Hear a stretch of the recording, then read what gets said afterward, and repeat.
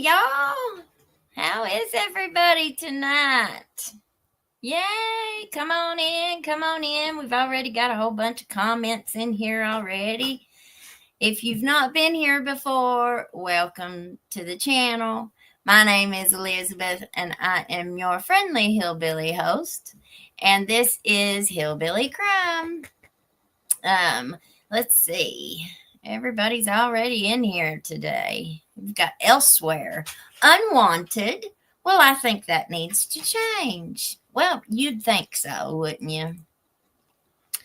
Indie Girl 57. Hello, Elizabeth. Hello, everybody. Mert Birdwater. Hello. Hillbilly Crime from Mexico. Hello, Mexico. Tamalee 79. Hello, everyone. Okay, so thanks to one of our loyal viewers, we have our Discord up and going now. So we're going to start. Everybody who wanted to be a mod, there was a few of you that was wanting to be a mod. Reach out to me in the email, and we're going to send out the invite to the Discord to our mods first. And then, and I'm not all that tech savvy, so I know nothing about any of this stuff. I'm just kind of leaning on others to guide us through it, y'all. So, anyway.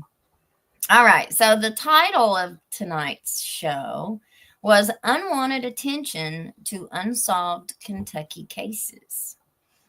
And I wanted to talk about how when we come from these small towns and these rural areas, such as Letcher County, everybody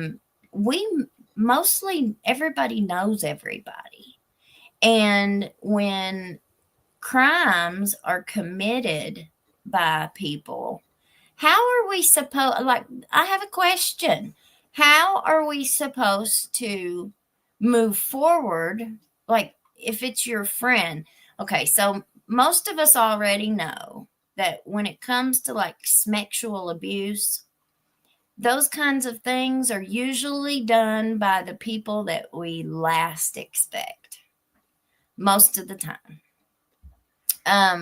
And it's usually, I don't know about usually, but sometimes it's a family member, or it's a friend, or it's someone that was trusted, right? It's rarely a stranger. It's usually someone that you know.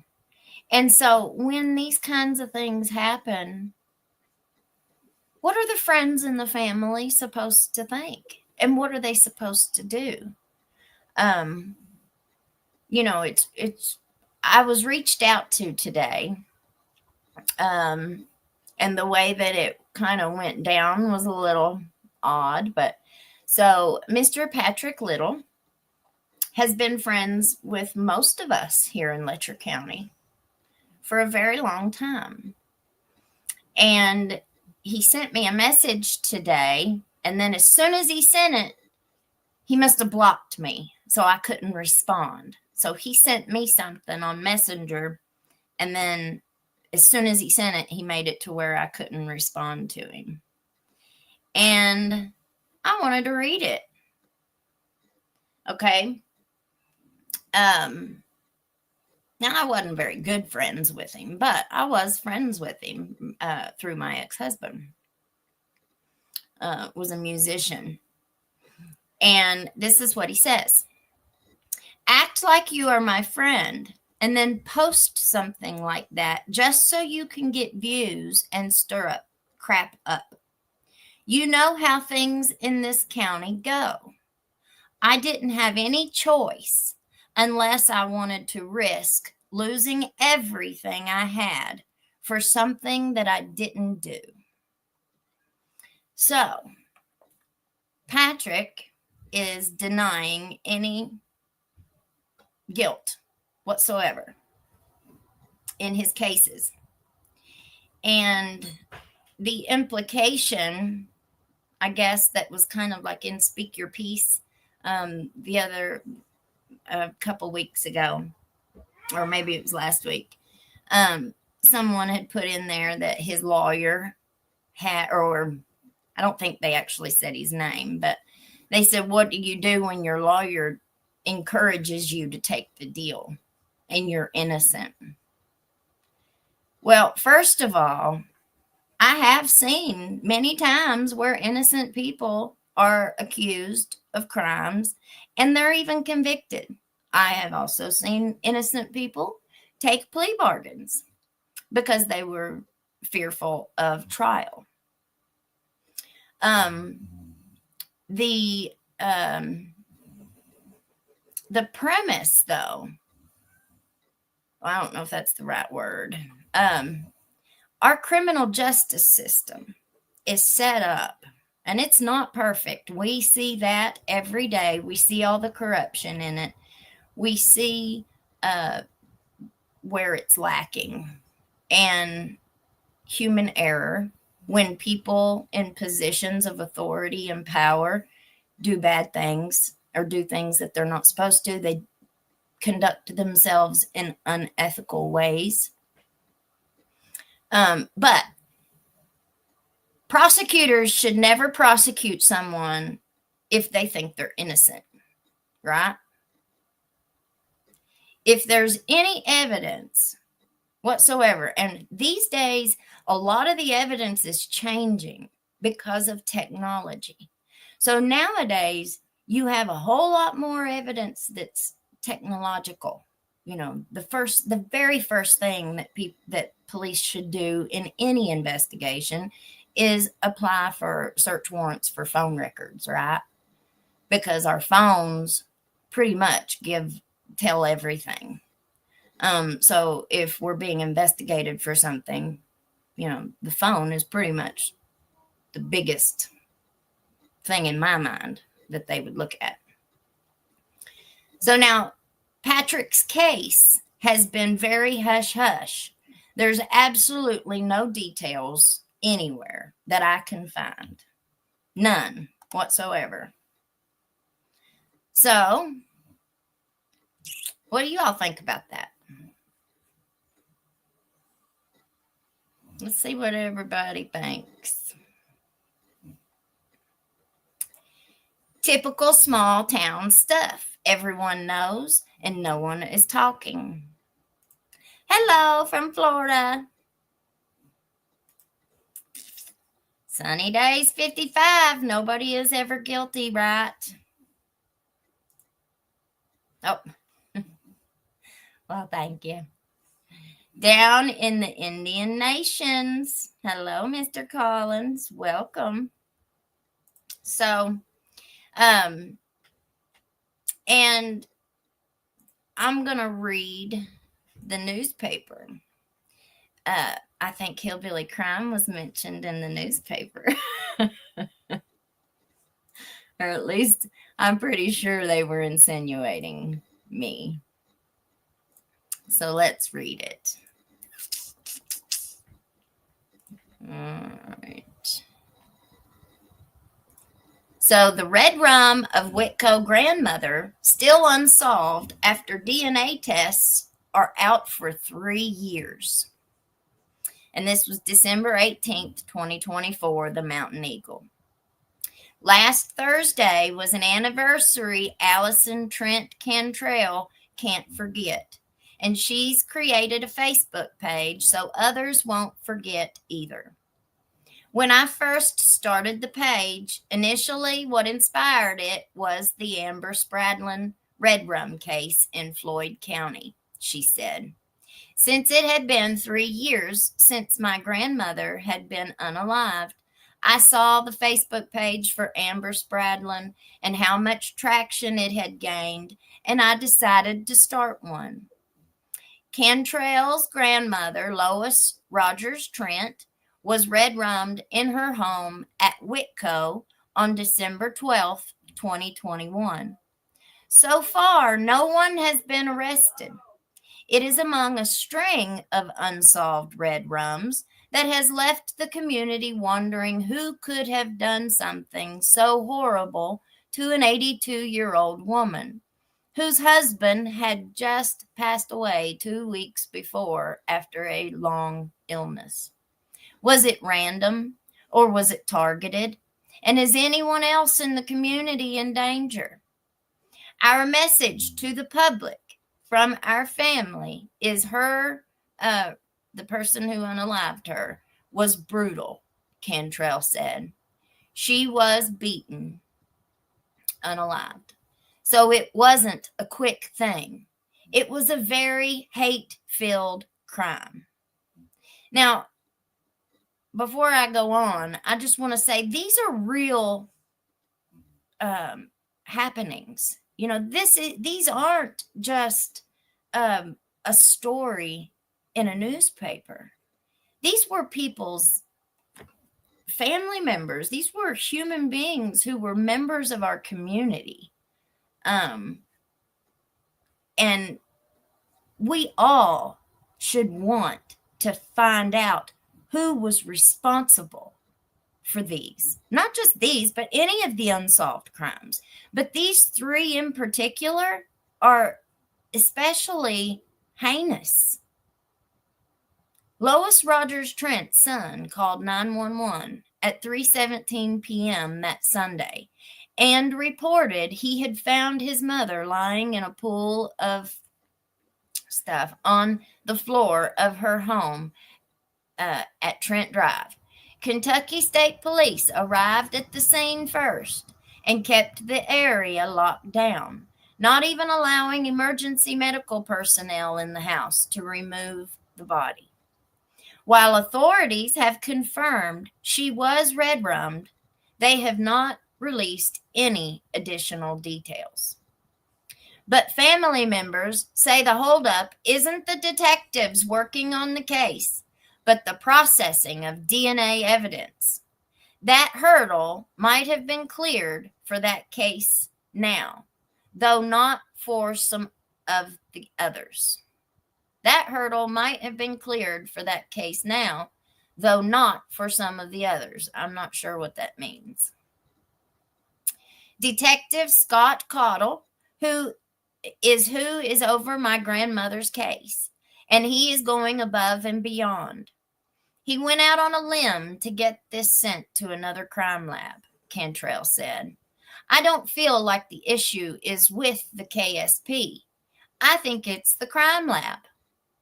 Cantrell and her family have been talking to state legislatures to ask them to pass a law proposed by Tanner Hesterberg, who lost a write-in campaign for 29th District State Senator last month. Amber's law, named for Spradlin, would increase the court costs for some types of crimes and use the money for the state crime lab. I've been waiting for someone with higher power to step in and provide more money for the crime lab to solve these cases for so many families, Cantrell said. We have crimes that are very old that still haven't been solved because the crime lab can't process the DNA. Now, a whole new set of problems has arisen in Lois Rogers Trent's case. Misinformation and rumors. Red rum charges brought against former Sheriff Mickey Stines in the unaliving of District Judge Kevin R. Mullins have sparked a cottage industry of social media true crime influencers jockeying for online clout and money. Cantrell said one recently falsely claimed that her grandmother was related to former Deputy Sheriff Ben Fields and to a mother and daughter who were unalived nearly 2 years after her grandmother and about 6 miles away. The vlogger insinuated that all the cases are connected, a claim for which there is no evidence. Cantrell said the only 2 people related to each other out of those 4 are the mother and daughter who were pew-pewed months apart on Big Cowan. She said Fields is not related to them or her grandmother, and the women aren't related to her grandmother either. Stuff like that can cause unnecessary friction because of maybe somebody in Ben's family thinking somebody in my family thought he was guilty of red rum, Cantrell said, stressing that nothing like that has ever been said. I think for a lot of people, it's clickbait. If you're going to make these claims, you better fact check. Cantrell said police have never said anything about who might be a suspect in the case, which they shouldn't, really, until it's solved. But she said there is one thing odd. Someone pew-pewed at her father about a year before her grandmother was unalived. The bullet was lodged in the underside of his truck. The man charged with that pleaded guilty and is serving 12 years in prison. And so that's the article from the Mountain Eagle. Now, if any of you all were here on that video that I did not say anybody's names, and I said that someone had told me they were all related, but I had not confirmed that. And then whenever the family member reached out to me the next day and told me they weren't related, I made that correction the very next day. So it just goes to show you, I have pretty tough skin, so it doesn't really hurt my feelings very much. But I was trying to be very nice and polite, and they just weren't trying to be the same. So that's okay. We pray for all the victims. I sure don't want to cause any kind of uproar or anything, but there are so many cases in Letcher County that are unsolved, that are causing questions to come out. Before, everybody was just so scared. Fear stops people from talking. Fear stops people from asking any kinds of questions. If you challenge people in positions of power, then you can become a target. And, I think with all of these national eyeballs on these cases, maybe someone that has information will reach out to where some of these cases can be solved. But I sure wanted to put that out there this evening. Genevieve, fearful of trial because of corruption and judicial human trafficking. Well, there's, I also wanted to, let me pull this up and see. I wanted to see what it would be SMEX. Statute in Kentucky. I meant to do this before. Laws and human trafficking for Kentucky. All right. This is on the statutes. It says, human trafficking. A person is guilty of human trafficking when the person intentionally subjects one or more persons to engage in forced labor or services or commercial sexual activity through the use of force, fraud, or coercion, except that if the person is under the age of 18, the commercial sexual activity need not involve force, fraud, or coercion. Human trafficking is a Class B felony unless the victim of human trafficking is under 18 years of age, in which case it is a Class A felony. And that was effective July 15th, 2024.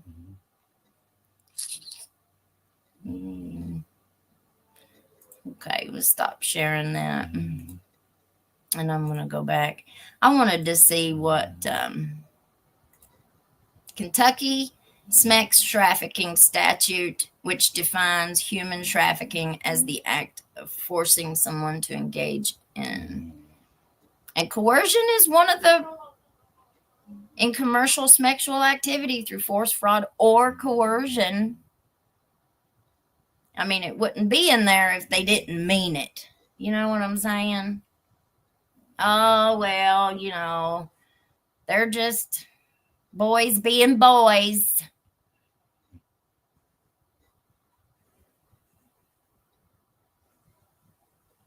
It's crazy. Okay, let me get back over here. Does he have money or some power? Let's see. That sounds very familiar. Hush, hush, swept, and kept. Yep. Yep. He was charged with 22 counts, wasn't he? He was charged with 44 counts.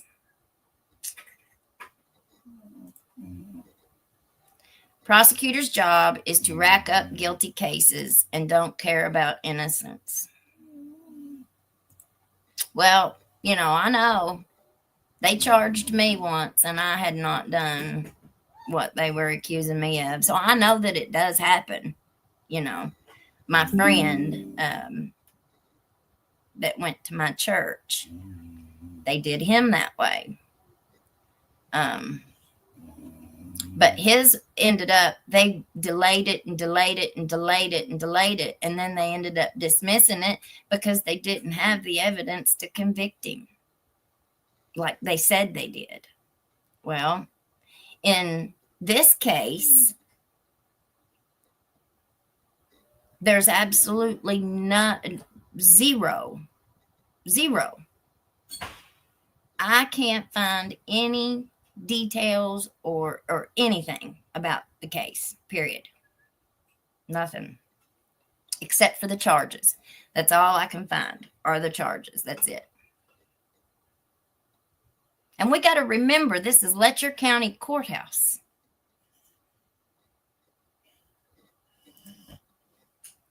It's like if one person gets held accountable for something, they did it, tears off a layer, and then under that, there's another layer. These boys are so busy covering for each other. It's crazy. Yeah. And that whole, you know, the way that Letcher County or the mountains are, you've got these mountain ranges, you know, that go kind of everywhere. And then you've got these little towns that are just kind of situated through the county. And all three of those women who were, whose cases are all unsolved, they're all in that Whitco area. I think they said it was like 6 miles from where the other two were, where their crime scenes were. And that's also the same area that the Fields' whole family lives in, you know. Somebody had reached out to me and said that, well, I won't say that. These men need to pay for their crimes. They sure do. How did the second woman who came forward become unalived? I found that curious. Well, they said it was an OD of some kind. But there's just a whole lot of I want to say unalivings, but we can just say deaths. That the timing is just very suspicious. You know, these are people's lives. So what we're saying here is that there's somebody in our community, at least one somebody in our community that has committed these acts upon, from what we know right now, 3 women, vulnerable, weaker women. And I say weak because they were by themselves. You know, they were obviously in a more vulnerable position than whoever did these acts. I mean, For somebody to do what they did, to put a pew-pew up to somebody's head and follow through with that, that's an awful, awful thing. Like, we don't want that person in our community. And I sure don't want to. If it was somebody that I knew, or somebody that I was friends with, or my family, we were family friends, or if it was a family member of mine, I sure wouldn't want them. I still wouldn't cover up for that person. I'd be wanting them to pay for what they've done. You know, somebody knows something somewhere. You better believe it.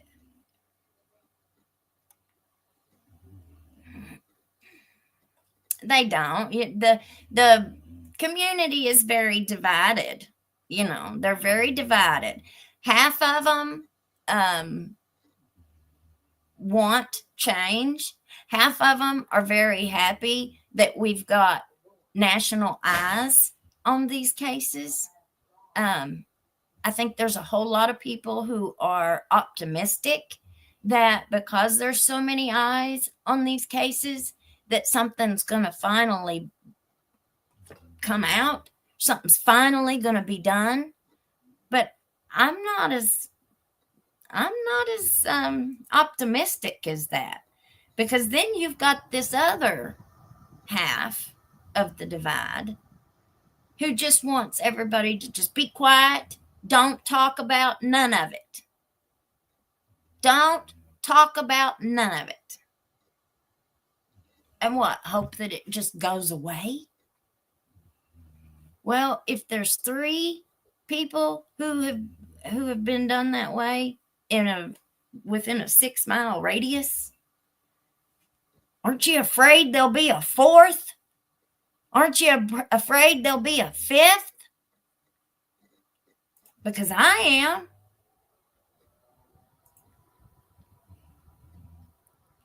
And you've got a whole lot of, okay, where there's smoke, there's usually fire. And there have been talk about these SMEX parties for years and years and years. Great big SMEX parties where there were lots of people present. And I understand that as adults, you have the right to do whatever you want as an adult in your own bedroom, in your own home, within the law. But those kinds of behaviors tend to not stay there. There's a whole lot of women who get sexually harassed in the workplace. There's a whole lot of women who have to deal with, and it's probably not just women. It's probably all kinds of people, men and women, who have to deal with a bunch of dirty old men or women. We're seeing on the news every day, there's more women teachers being caught now for messing with young boys, students. And I would never ever dream that these women would be risking their entire futures and their livelihoods and their families and their children and their lives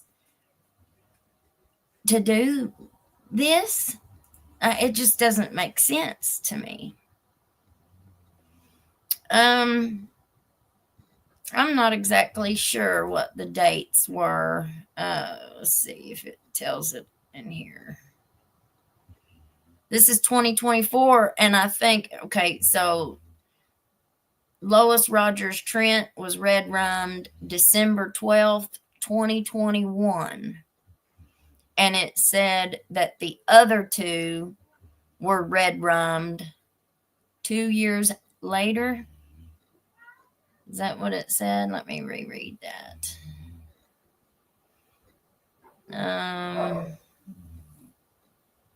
I think that's what it said. 2 years later. So there must have been 2 years in between the first one. There it is. It says Kentrail said one recently. And to a mother and daughter who were unalived nearly 2 years after and about 6 miles away. So 1.5 to 2 years later. But 6 miles away, that's awful close.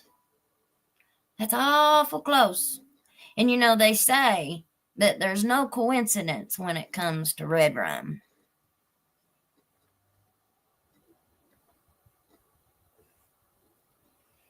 Well, you know, I understand that it's a very emotional time. And it's an emotional time for everybody. You know, when Mickey first went down there to the courthouse and did what he did, there was, you know, kind of a backlash right after that happened. Anybody that was talking about it was called names and told to be quiet. And, you know, we didn't need to be talking about it because nobody knew what had happened. And that was a very traumatic experience. It was a very traumatic event. And it was more traumatic for the people that were there, of course, and for their family members. But it was also very traumatic for the entire community. It's hard to rack your brain that someone that you know is capable of doing something like this. And I don't just apply that to one person with one event. I'm applying that all around the board. My doggy's over here snoring again, if y'all can hear. But I'm just going to leave her go. 5,000 subscribers. Hit that subscribe and help this community build to 6,000. That's right. Thank you. No, she got the rugs from. It would be easy to taint the rugs or change the amount. I know.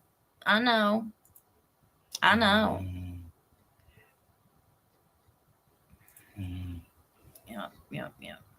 I just want everybody to know that I sure don't mean to cause anybody any pain by reporting on these cases. You know, I didn't commit any of these crimes. And I don't think me reporting on them is any different than the Mountain Eagle writing their news stories down there in town, you know.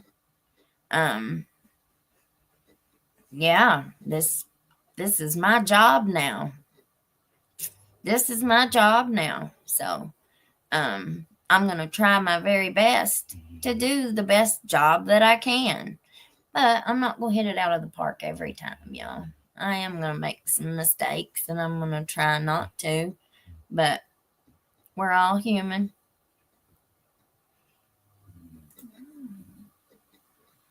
I'm from Somerset. Look up one of my good friends, Kevin Price Rip. My mama retired from McQuarrie County Judicial System. Corruption runs thick in eastern Kentucky. It does. Unfortunately, it does. Where there's smoke, something is burning. And by turning on the light, cockroaches scramble. There are a lot of red rums. Are you afraid for your safety or the safety of your family? Look at the city council at Pigeon Forge stealing land by zoning. I know, it happens everywhere. I met Buford Pusser once. They tried to hush him up, too. If something happened to Elizabeth and her family, we'd know who to look for. Surely to goodness, they ain't nobody after me. Not that Mama is corrupt, but she has told me some tall tales. Yeah. No need for fear if people would become more informed of their rights and not the strong arming in fears of consequences. Yeah. That's how our criminal justice system usually does. It strong arms the citizens. Not like that video that was put out by our Commonwealth's attorney saying that the defendants were strong arming the prosecutors. I thought that was the most ridiculous thing I'd ever heard in my life. We teach our kids to trust cops, teachers, judges, lawyers, coaches. Absolutely. We lied to our babies. So sad and wrong. Well, and it's sad that you can't trust people.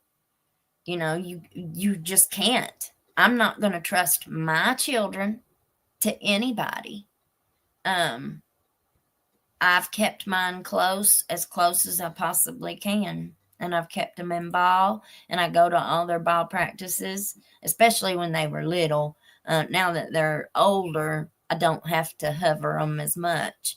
But, I was a victim of childhood abuse. So I know as a survivor what it feels like. And no, that's not what I want to do, is doubt a child and take somebody else's word that they're innocent when they signed a plea bargain saying that they were guilty. Maybe I'm wrong, and we're not all going to agree on everything. You guys might disagree with me on points, and I might disagree with you on points, and that's perfectly fine. We can agree to disagree, and we can still love each other. But when it comes to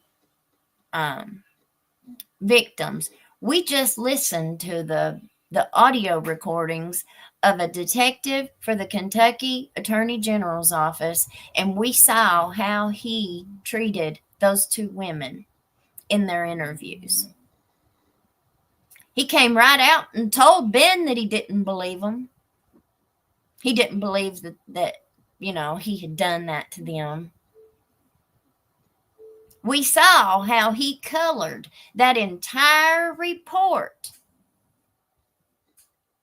as a forbidden romance, a budding forbidden romance,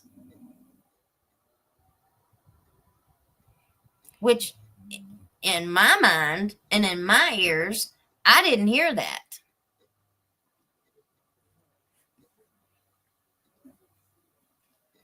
Too many victims are not believed. And I know that there are people who make false allegations. We just saw recently the woman came out and admitted that she had lied on those boys. I think they were like hockey players or soccer players or something. They were college athletes, and she was a little college girl, and she accused them of R-ing her. And 20 years later, she finally comes out and says that she lied. So that does happen. But that's where these right here, that's where evidence, you can't just have somebody's word, surely to gosh, they have to have physical evidence. There's no way they would be able to take someone that a grand jury is going to indict you on 44 counts with no evidence, just somebody's word. I just don't believe that. You have to show me. And we don't have any of that evidence because there's nothing that's come out. Absolutely nothing. But I want to see it. I want to see it. But they're not going to release it. So I don't know what we're supposed to do. So what are we supposed to do? Believe the claim of innocence, or do we believe the guilty plea? I don't know. I don't know. You are standing up for vulnerable women. I'm sure a lot of men don't like it.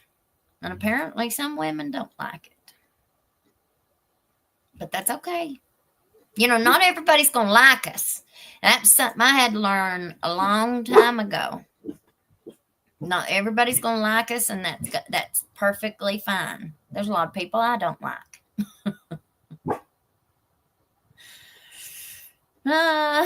Yeah, we're going to cover the Sandra Birchmore case. We are.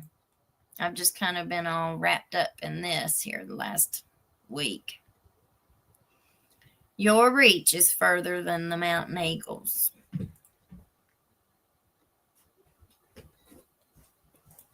Miss Prissy Pants. Remember that police chief years ago in Harlan County that was selling meth and other drugs? Yep. I remember that. You corrected yourself. But I have found people get an agenda in their head and they hear nothing to the contrary. Yeah. It's okay. Oh, thank you, LS. Bless you, honey. Bless you, bless you, bless you. Thank you, thank you, thank you.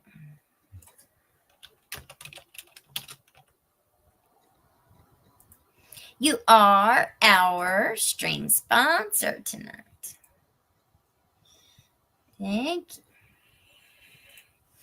We're going to put, well, you ain't missed nothing, Miss Mary May. Just now jumping on. Congratulations on hitting 5,000. Your hard work is paying off. It's all God. It's all God. Being in McNairy County and born and raised here, Buford Pusser was not a saint, nor did he clean anything up in this county. If anything, he made things worse. Egos and arrogance. I've been humbled many, many times in my life. What about you all? And a big ego and just being real arrogant and thinking that you are above the law and a little white lie ain't gonna hurt nothing just to get the outcome or the reaction that you want as a public official. You're not allowed to do that. You're not allowed to do that. It's just bad. I know someone who pled guilty to child SA but was innocent. He did it to get it over with, and he got an easy sentence because it couldn't be proven. Well, you know, that's wrong. If they can't prove something, you know, they have to prove you guilty. We're innocent until proven guilty. That's what our trials are supposed to be for. But, you know, I do understand being scared that you'd go to trial and be found guilty when you were innocent. I understand that fear. Absolutely, 1,000%. But if we have prosecutors who are prosecuting people without any evidence, I think that would be wrong. You know. And then give them a light sentence because you think that they're really innocent. If you're prosecuting somebody, you ought to be prosecuting them because you know they're guilty or because you have enough evidence to prove them guilty. You know, that's just a really jacked up system.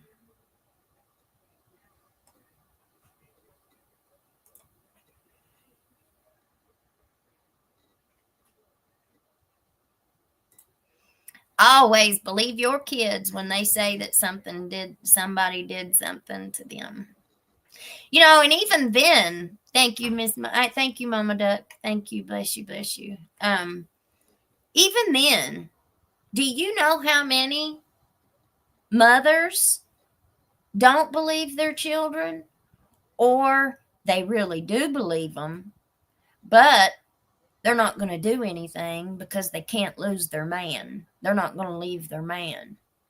Or, and I have personal experience with this, so I feel comfortable talking about it. When you do tell your parent, and maybe the person that it did, whoever the guilty party was also a family member. Well, you got to remember that everybody in that family loves that person.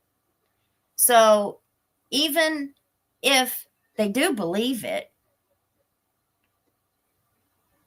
they may not want to believe it, So you oftentimes have situations where it doesn't matter if they tell it or not. The family is still going to love the perpetrator. And so then you've got a situation where it's very uncomfortable to discuss what had happened to you with your family, because they don't want to believe that this other beloved family member was guilty of that. And even if they did, what are they supposed to do? Just cut them off altogether? It's different when you're just acquaintances with somebody. But what about when it's your brother or your uncle or your father? There's a lot of emotional damage that comes by this kind of abuse. And a lot of times healing and closure never really happen. A lot of times time kind of heals wounds, but it never takes it away. The victim still has to process that and then live with it for the rest of their life. And oftentimes the victim never does get over that. It can cause damage to your life beyond measure. Emotional, mental, physical, financial, you name it. The self-loathing and the self-hatred and the low self-esteem and, all of these things are what victims go through. Just imagine what those women, Ben Fields victims, went through. That one was sitting there going on and on and on to that detective about how she felt sorry for Ben's wife.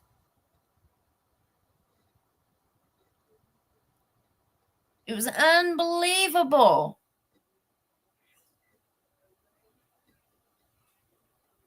I heard intimidation by both in two different manners, but intimidation still. Well, apparently it was in some of these records that the victim, I don't know if it was just one or if it was two of them. I hadn't got that far yet. But allegedly both of them reported getting pulled over by other deputies, by other police, not Ben, and threatened that they better keep their mouths shut.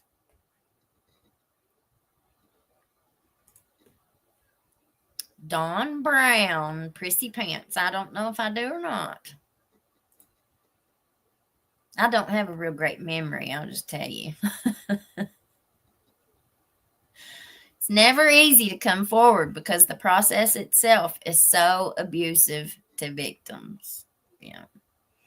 And I can't tell you how many people in Letcher County got very upset with the Mountain Eagle and refused to ever buy another newspaper again because they put that picture of Mickey and Judge on the front page of the paper. They were so upset. and so mad just because they put the picture that it was all over the TV and the news. It was everywhere. So it didn't matter if they put it on their paper or not. Not really. I mean, it was everywhere else. I've always known that rug courts was just slush funds for dirty politicians and law enforcement to fill their pockets, but this has kind of scared me. I'm just over here on the Virginia line. It's all gross. You're brave. Well, I didn't think I was brave. I guess I'm just too stupid to be scared. I mean, you're not supposed to be scared. We're not supposed to be scared as citizens reading articles in the newspaper. I mean, you know.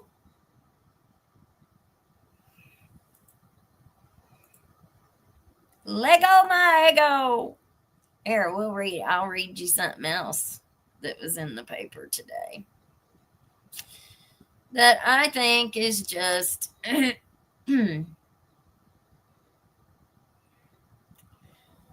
another. It's follow the money, y'all. Follow the money. Follow the money. Usually that's all you have to do is follow the money. I must have passed it up. Give me a second here. So the city of Whitesburg is giving more money to the rehabs. Let's see. Thought it was in this one right here.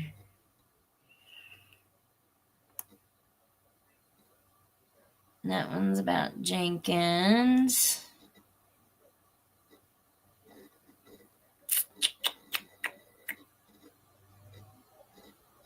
Pretty sure it was in this one. I just read it before we came on.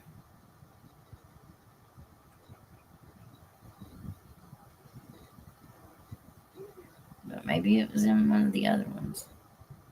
Oh, here it is. Okay.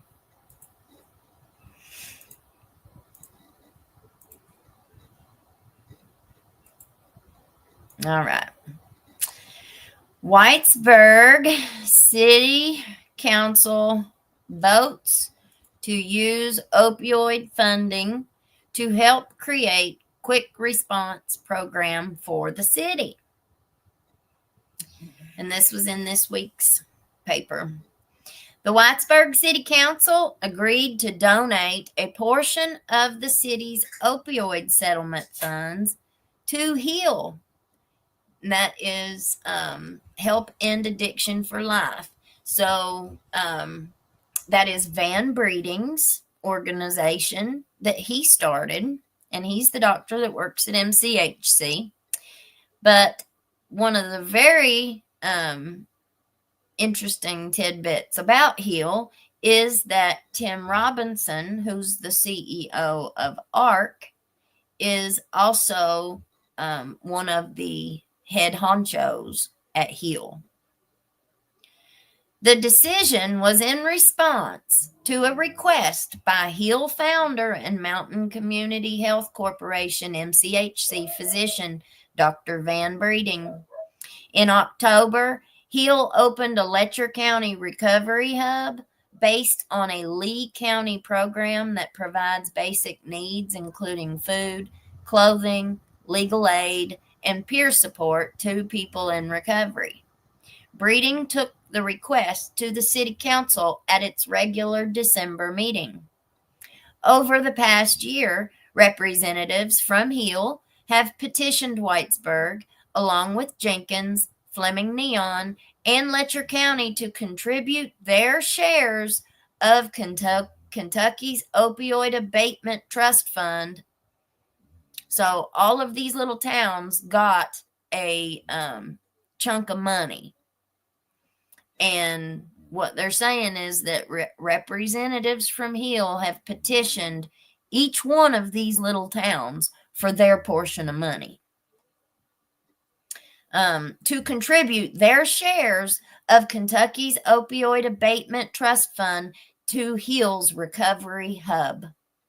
Earlier this year, Jenkins and Fleming Neon contributed their full allotments, while the fiscal court gave a portion of its funds to the hub. That's the story that we read about a month ago. The trust fund was created by Kentucky lawmakers from the state's portion of a nationwide settlement from pharmaceutical companies. Local governments that receive money from the fund must use it for substance abuse treatment services. So they've just handed it right over to one of ARC's affiliates. In his proposal to the council, Breeding said that HEAL would use the money from Whitesburg to equip city workers with training and resources, like they don't already get enough training, and none of them, well, I don't want to say none of them, but it doesn't look like the trainings are doing him much good. Equip city workers with training and resources to deal with a variety of substance abuse situations. The project would also provide leave-behind bags containing items for first responders. And that bag is designed by people here at the city police and city fire department. The project would also provide leave-behind bags containing items for first responders. So does that mean it's for... So the stuff that they're buying is for the first responders? It may be food, it may be transportation, it may be information, it may be Narcan. Whatever they see that people in the city need help with, Breeding said. Breeding told the council that the program will also encourage people who have alienated their family and friends to see a pathway for help and treatment. City Clerk Susan Miller responded that Whitesburg officials have already discussed using settlement funds to support its emergency response workers. We only have 2 ambulances serving in the whole county. So when the ambulances are doing other things, our fire departments are the first responders. We have to have that truck equipped at all times for any situation, Miller said. Miller said that in addition to what HEAL is proposing, the city will need funding to carry out its own training for city workers. Well, then why would you give your money away that could be used to train your city workers? Breeding responded that the program run by HEAL will train Whitesburg City Police, firemen, and other city workers in how to respond to calls requiring substance use treatment. We'll make them be the key people, he said. Mayor Tiffany Kraft noted that while the city expects to receive more money from the trust fund in 2025, it cannot predict how much it will be. Follow the money, y'all. Council members thanked Breeding for his explanation of how funds would be used and passed a motion to allot $5,000 to HEAL out of the $17,400 the city has received to date from the Kentucky Opioid Abatement Trust. The council added that it will consider further donations depending on the success of the program and the city's needs. After the vote on funding, Breeding raised the issue of MCHC's parking needs. He asked the council to take action on a previous request made in June by MCHC Chief Executive Officer Mike Cottle to convert the land across the river from the MCHC clinic into a parking lot. The plan would replace a currently empty full-service RV park, created by the Federal Emergency Management Agency after the 2022 flood into approximately 185 parking spaces. Converting it to a parking lot would require removing the underground utilities put in place for about 40 RV spots. Are you joking? They just did that. Why would you go in and tear it all out? Because he's one of the big wigs in Whitesburg. Everybody does what he tells them to. Allegedly. Breeding told the council that the clinic's expansion of services and growing reputation in the region has led to significant parking problems, with employees having to park further away from the clinic building so that patients can have close access to the entrances.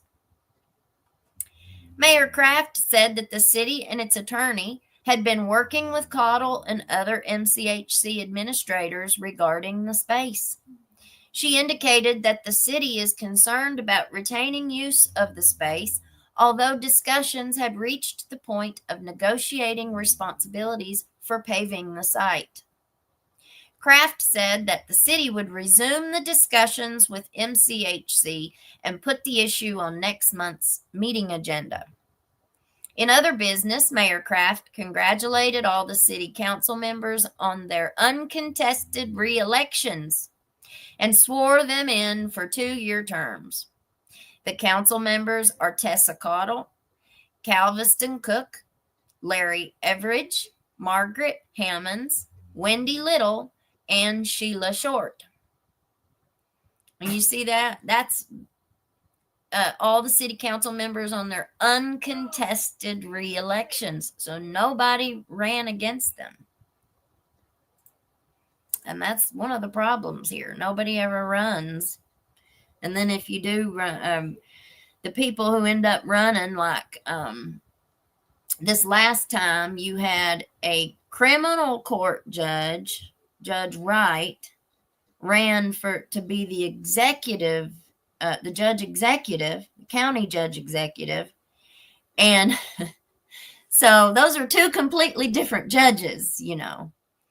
And so the campaign signs that were out everywhere just said, elect Judge Wright or whatever.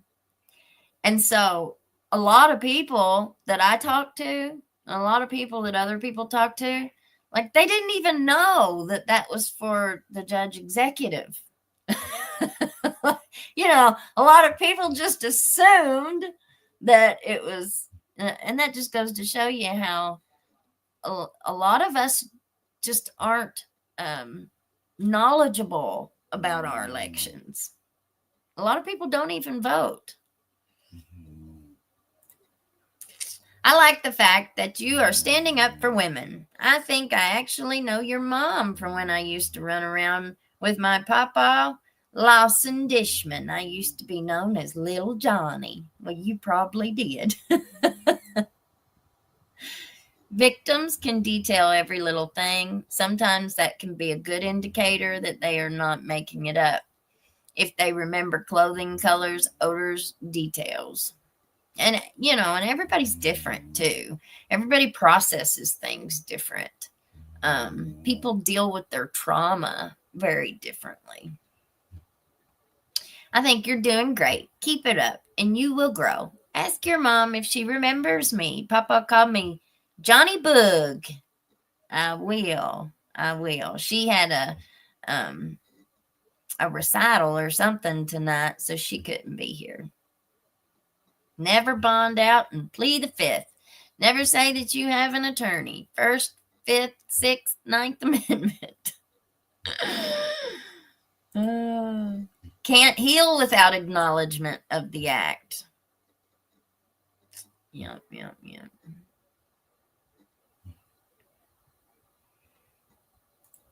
Makes me think of Marilyn Vanduver's story. Can be found on YouTube. She's an inspiration.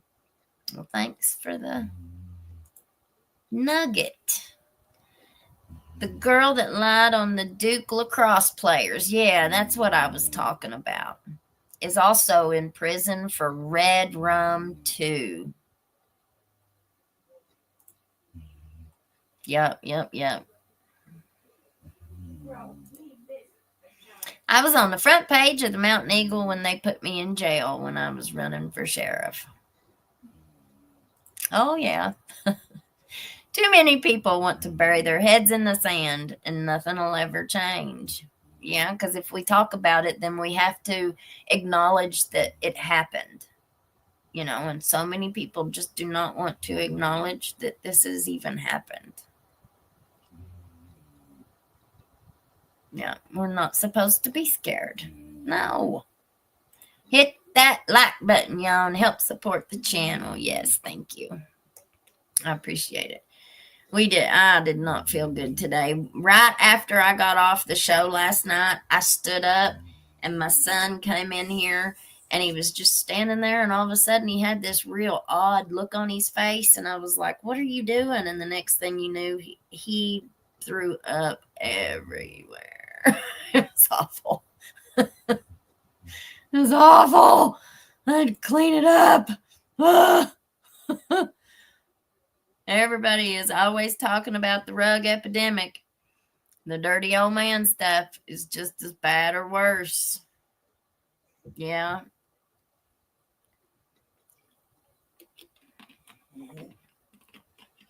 And like I said, how often are the perpetrators of these of crimes end up being people that we would never have ever dreamed? No one ever wants to do anything about local government until something happens directly involving them. And that is so true. So true. Now, people don't care until it directly affects them and theirs. Let one of their kids have something like that happen, or let the cops come beating down their door and taking them to jail for nothing, and see how they act. Then, I mean, I'm the same way. I'm just as guilty. Whenever all that happened to me, I thought that everybody ought to be just as outraged as I was. Anybody that I told what had happened, I thought that they should be just as outraged as I was. And everybody that I asked for help, like even just to come and be a witness for me at court, everybody turned me away. Everybody turned me away. Even the ones that knew and stood up for me, like when it happened, when it came to going to court, that was a different story. There wasn't nobody going to go with me then, because they couldn't go against the people who were going against me.